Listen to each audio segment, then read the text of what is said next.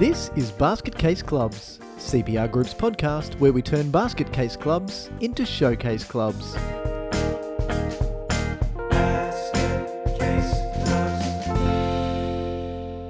Hi everyone and welcome back to Basket Case Clubs. My name is Michael Connolly and as usual, it is my pleasure to take you on this journey. I'm flying solo today. My brother and partner in basket casey goodness is going to feature in the story that we go through today though. So where we're going to start is that there's an old saying in business, if you're not growing, you're dying. And indeed, this goes back to evolutionary biology school. You know, if plants aren't growing, then they're going to be withering away and dying. I think Ray Kroc said something like, if you're not green and growing, you're withering and die, something like that. And, you know, McDonald's ain't struggling for a buck these days. But the important thing here is how does that apply in the not-for-profit sector? So particularly to sports clubs, how does that apply? And I think it's pretty interesting because in a lot of cases, we get caught thinking that growth is just this one thing. We get one measure of growth and that's what it means for clubs. And that might be probably membership. You know, that's the only metric that we're using. But where are we coming from? What's our starting point? What's actually a good way to measure success for us in our situation right now? So taking into consideration how many members we got now, what's our financial capacity like, how are we running as a business, how well supported do our people feel, how many volunteers have we even got? So it's an interesting topic and it's one that I wanted to unpack in a little detail with a story. So I want to paint a picture of a club. Now this goes back a long, long time. This club I actually worked with in, I'm going to say 1999, it might have been 2000, but it was a long, long time ago. And it was really fascinating because, you know, we got into the session, the main session. So I'd done a bit of work with the committee and got into the main planning session. So we're putting together a strategic plan for this club. And the question came up, so what do you want? And people let fly. They had these fantastic ideas. So we want a new clubhouse. We want to completely renovate our field. You know, we're getting into that period back in the early 2000s where water was becoming scarcer because we were going through drought here in southeast Queensland, and saying, well, maybe we can have a synthetic field, or if we don't have a synthetic field, let's improve the drainage of the field that we've got and let's put an irrigation system in. So we've got a really good quality field. Let's upgrade the field lights. LED wasn't a thing then, so they were still going to be spending bucket loads of money on halogen if they had done that. So, you know, I'm doing my dutiful facilitating process and taking lots of notes. And then we got to the point of saying, so how are you going now? Oh, yeah, we don't really have much money. Now, I like to do my own due diligence. So I've pulled out their financials and I'm going, for the last, however many years it was, I probably did 4 or 5 years of analysis. For the last 5 years, your best year, you broke even. Apart from that, you've been running at a loss. Like you don't have enough income to support just standard operation. And if you keep going the way that you're going, as a club, you're not going to be here in 5 or 6 years. Like that was the horizon. You know, they had insolvency barreling down on them, and they're thinking about these massive plans. But so just unpack here what they were going through at the time. So they were running at a loss. Best case scenario was a break even. They weren't compliant. Like they hadn't submitted their annual returns for their incorporation for years and years. Their AGMs were just a dog's breakfast. So they had not actually physical fisticuff fights, but they were having fights about all manner of things. And they were, if they did terribly financially, everyone would go, oh, you know, so the AGM, they weren't asking questions. The committee weren't asking questions of the treasurer. Where's the money going? Why aren't we? As far as marketing went, so this precedes the days of social media, but they had nothing. Like at least they could have had a digital presence back then and having a website. But take that out, they were doing nothing. They had no approach to marketing. They had no approach to getting new members. They didn't know what class of members they wanted. The constitution was a mess. It was based on the model rules, but made worse somehow. So they were in a real pickle.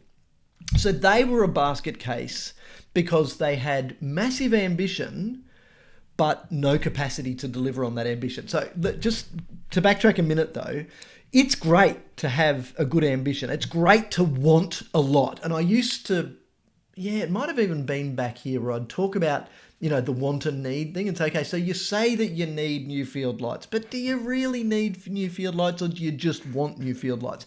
I've backtracked on that thinking. Like, I think that wasn't a great way for me to be thinking. Wants and needs are they're actually really important to split these out. Because when we're looking at sport, if a sport, what do you need to play football, for instance? Because I'm talking about a football club. You need something to kick, somewhere to kick it, and someone to kick it with. That's what you need to play football. It doesn't even need to be a football. Like, how many late nights after gigs have I played football with a rolled up ball of gaffer tape? Like, you can play football as long as you've got something to kick, someone to kick it, and someone to kick it with. Everything else then is a want.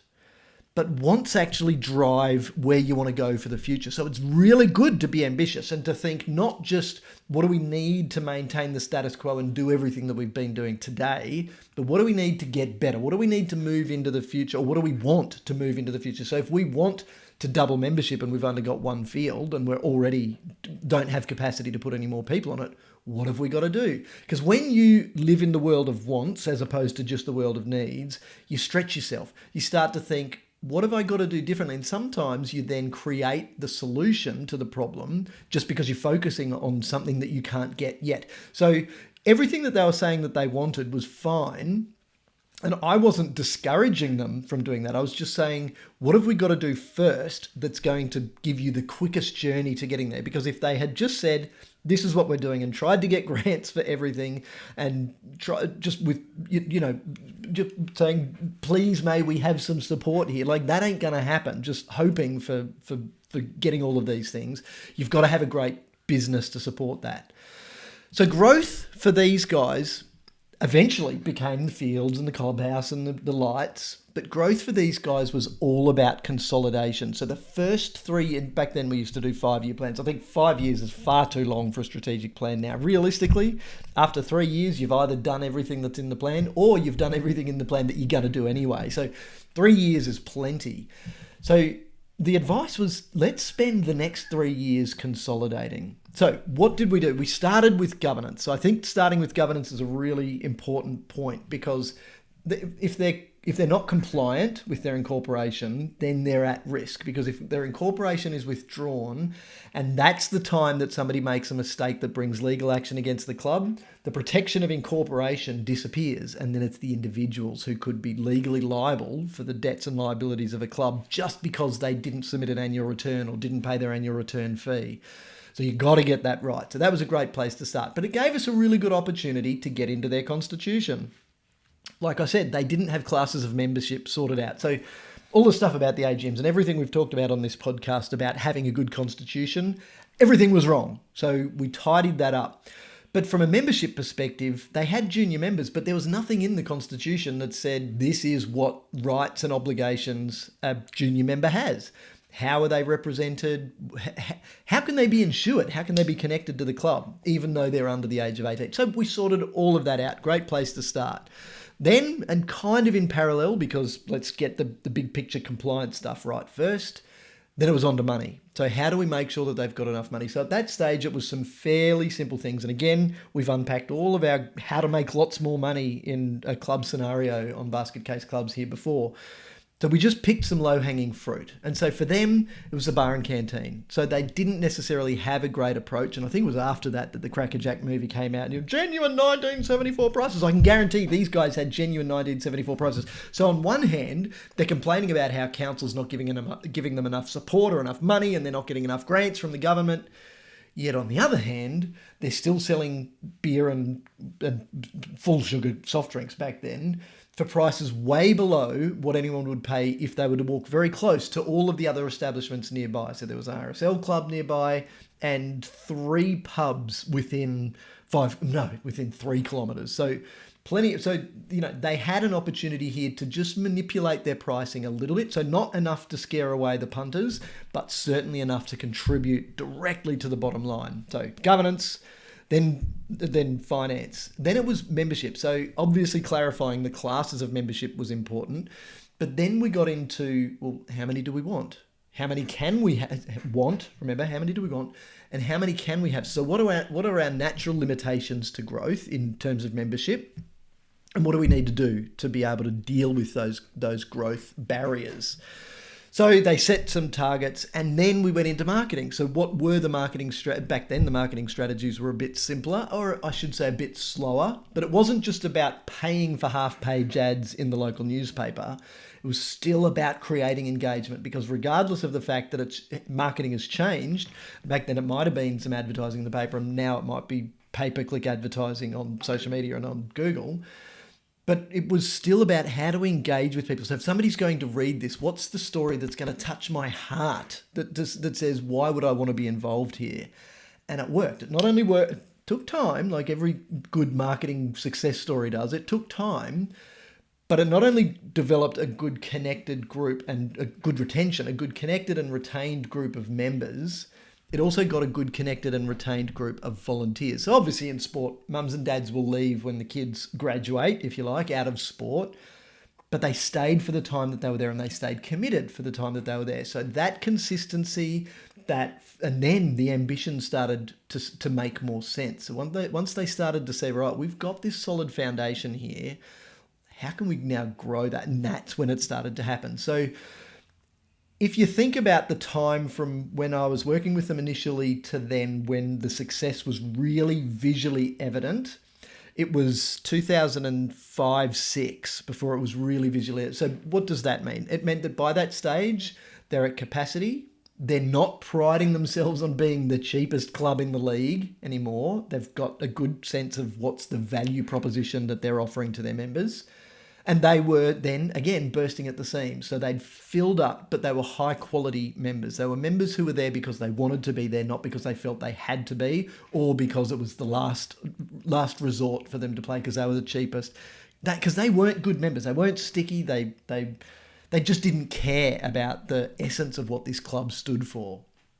So it made a really big difference. But if you think about that time span, in business, that's pretty standard. 5 or 6 years to move from really struggling to having a great foundation that then can launch, okay, now what do we want to think about? Because everyone likes to back a winner. So if they'd gone for grants in 99, 2000, government and council is going to say, well, it's a bit of a risk if we fund these guys. Their marketing's no good. We can't even see who they are. Why would we invest in them if they're not investing in themselves? Their governance is in a shambles. Their incorporation is at risk. They don't have all of the things that we fix. Yet, fast forward 5 or 6 years, and they're going, these guys are successful. Let's back them. If we back them, they got money in the bank. They've got good profit. They're actually making profit, which means that they've got the ability to grow, which also means money in the bank and profit means that if there's any overruns in this clubhouse project, the irrigation, the drainage, the lighting project, whatever it was at the time, this is a club that has the ability to fund any overruns. So let's invest in them. Everyone likes to back a winner. Massive shift. When you think about it, and this is where the patience comes into it. So be clear on what growth means. So growth doesn't mean straight away just going for the Taj Mahal, going for the I was going to say golden goose. I don't know if that analogy really works here.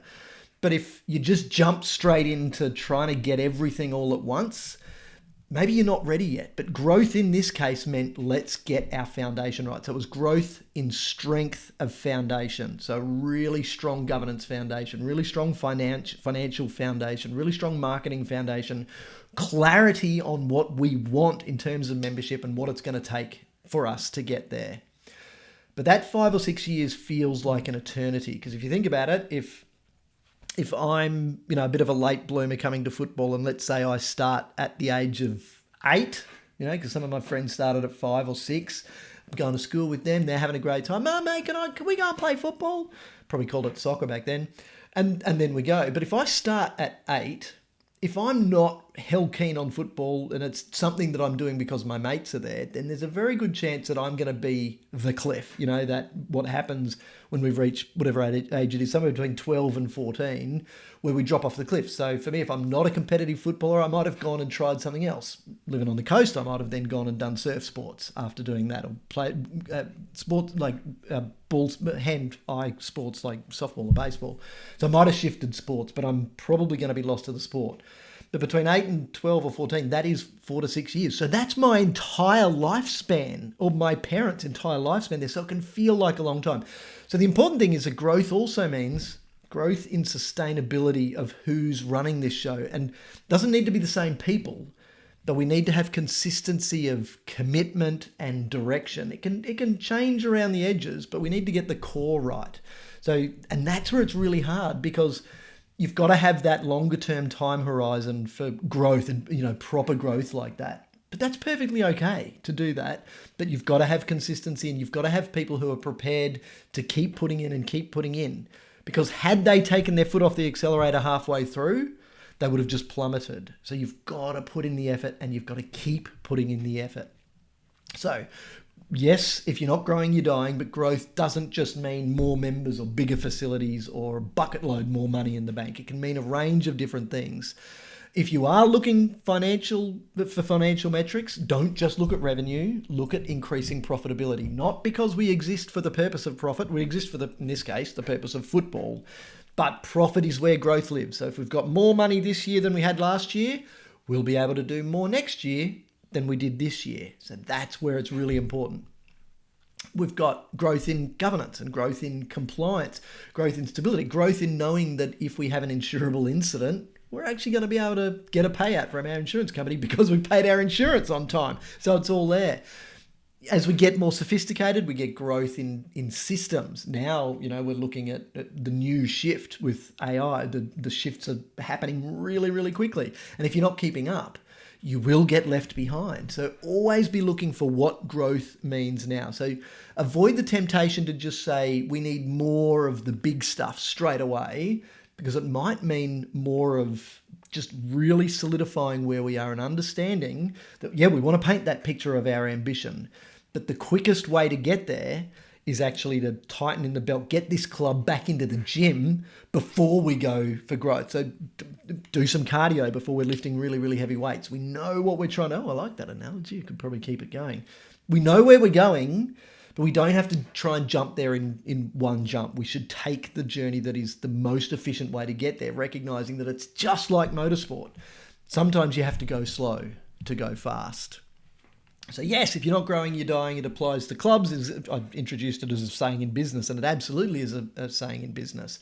But you got to get your foundation right. And if that takes a bit of consolidation, do that work. It's not easy, but do that work.